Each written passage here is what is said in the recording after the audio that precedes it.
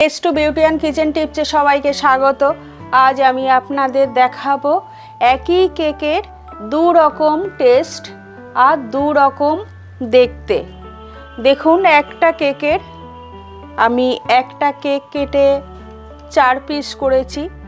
একই কেকের দু রকম স্বাদ হবে আর দু রকম দেখতে হবে।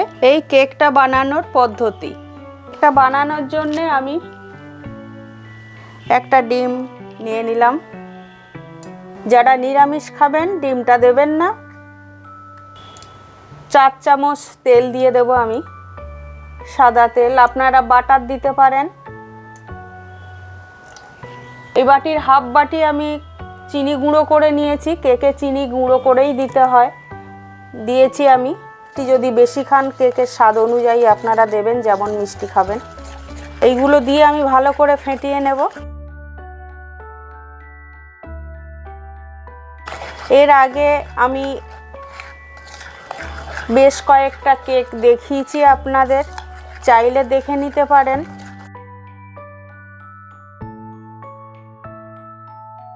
ভালো করে চিনিটা, তেলটা, ডিমটা ফেটিয়ে নিয়েছি। চিনিটা মেল্ট হয়ে গেছে। দেখুন, এখানে আমি 1 বাটি ময়দা নিয়েছি। 1 বাটি ময়দা, 200 গ্রাম ময়দা আমার এখানে। সামান্য একটু দুধ দিয়ে দেব, নর্মাল টেম্পারেচারের দুধ। ব্যাটারের থিকনেসটা কেমন হবে আপনাদের আমি বলে দিচ্ছি। দুধ যখন দেবেন নর্মাল দুধ দেবেন, অল্প অল্প করে দেবেন।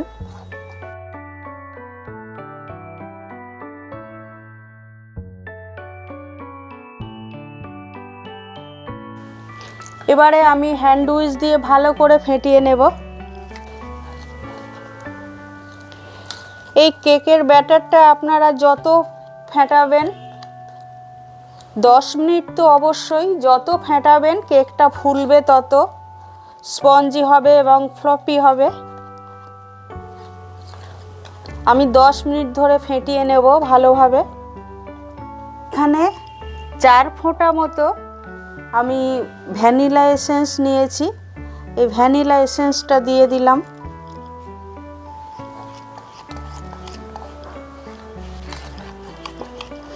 আপনারা 2 ফোঁটাও দিতে পারেন। ময়দা যতটা নেবেন সেই পরিমাণ বুঝে নেবেন। একই কেকের 2 রকম স্বাদ। এই কেকটা যদি আপনাদের ভালো লাগে তাহলে একটা লাইক কমেন্ট করবেন, আমার চ্যানেলটা সাবস্ক্রাইব করবেন। যারা নতুন আছেন তাদের কাছে আমার একান্তই অনুরোধ রইল, চ্যানেলটা সাবস্ক্রাইব করে আমার পাশে থাকবেন।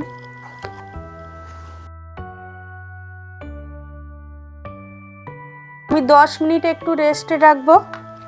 1 চামচ বেকিং পাউডার দিয়ে দিলাম। আপনারা বেকিং পাউডারও দিতে পারেন। বেকিং পাউডারটাকে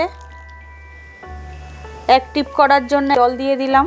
এখন কেকের এই ব্যাটারের থিকনেসটা ঠিক এরকমই হবে।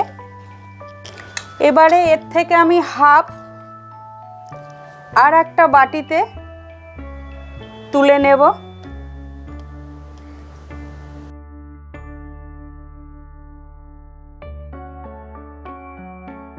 বাটিটা আমি হাফ তুলে নিলাম। সেই বাটিতে আমি কোকো পাউডার দিয়ে দেবো 1 চামচ। কোকো পাউডারটা আমি ভালো করে মিশিয়ে নেব এই ব্যাটারের সঙ্গে।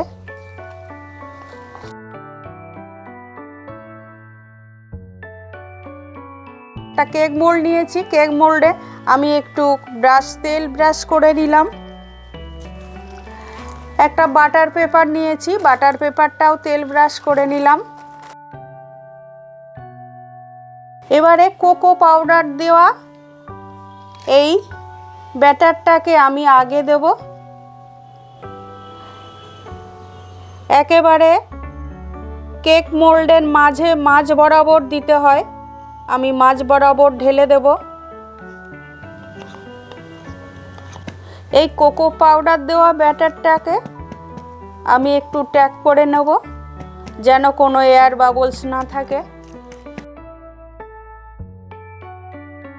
আমি একটা কড়াই বসিয়ে রেখে গেছিলাম, কড়াইয়ে একটু লবণ দিয়ে আমি স্ট্যান্ড বসিয়ে কড়াইটা 5 মিনিটের জন্য প্রি হিটে দিয়ে গেছিলাম।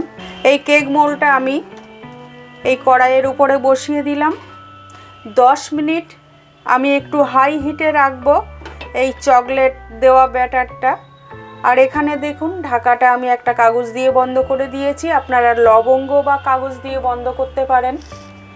আমি ঢাকাটা খুলে নিলাম, 10 মিনিট হয়ে গেছে। এবারে এই চকলেট ব্যাটারের ওপরে আমি এই সাদা ভ্যানিলা দেওয়া ব্যাটারটাকে দিয়ে দেবো।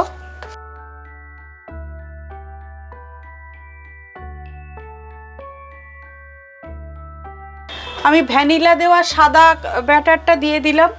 এবার আমি আরও 25 মিনিটের জন্যে ঢেকে দেব। 25 মিনিট পরে আমি আবার খুলব। ঢাকাটা খুলে নিলাম। কেকটা পারফেক্ট হয়েছে কি আমি এই ছুরি দিয়ে একটু দেখব। দেখুন একদম লাগছে না। কেকটা আমার 45 মিনিটে একবারে পারফেক্ট হয়ে গেছে। সময় দিয়ে এই একই কেকের দু রকম স্বাদ এই কেকটা দেখার জন্য আপনাদের অনেক ধন্যবাদ। আবারও কোনো একটা নতুন কেক রেসিপি নিয়ে আমি আসব। এবারে কেকটা আমি একটু ঠান্ডা হতে কিছুক্ষণ সময় দেব। ঠান্ডা হয়ে গেছে। অলরেডি কেক মোল্ড থেকে কেকটা উঠে আসছে। আমি এবারে ডিমোল্ড করব।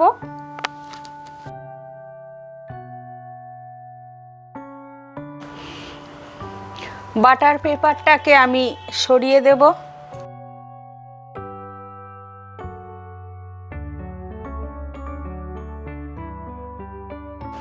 প্রথমে আপনারা হাই হিটে 10 মিনিট দেবেন, তারপরে মিডিয়াম হিটে রাখবেন। টোটাল 40 থেকে 45 মিনিট কেকটাকে রেডি হতে সময় দেবেন। দেখুন এটা হলো সেই চকলেটের দিকটা, আর ওপরে এটা ভ্যানিলার যেটা। এবারে আমি কেটে আপনাদের দেখাচ্ছি। দেখুন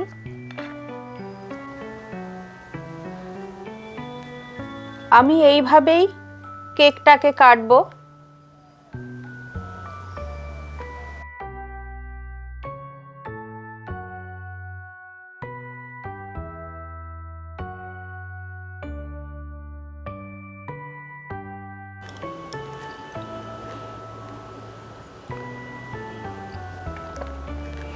এইভাবেই আপনারা চকলেট দিকে দুটো সাইড চকলেটের উপরে দেবেন আর সাদা দুটো উপরে দেবেন। এইভাবে সাজিয়ে নেবেন। চকলেটের স্বাদও অন্যরকম হবে, দেখতেও সুন্দর হবে। এই ভ্যানিলার টেস্টও অন্যরকম হবে, এই চকলেটের টেস্টও অন্যরকম হবে এবং দেখতেও খুবই সুন্দর হবে। আমি এই কেকটাকে রেডি করে নিয়েছি এইভাবে। দেখুন কি সুন্দর দেখতে লাগছে। আমার কেকটা রেডি হয়ে গেছে। আপনারা সবাই সুস্থ থাকবেন, ভালো থাকবেন।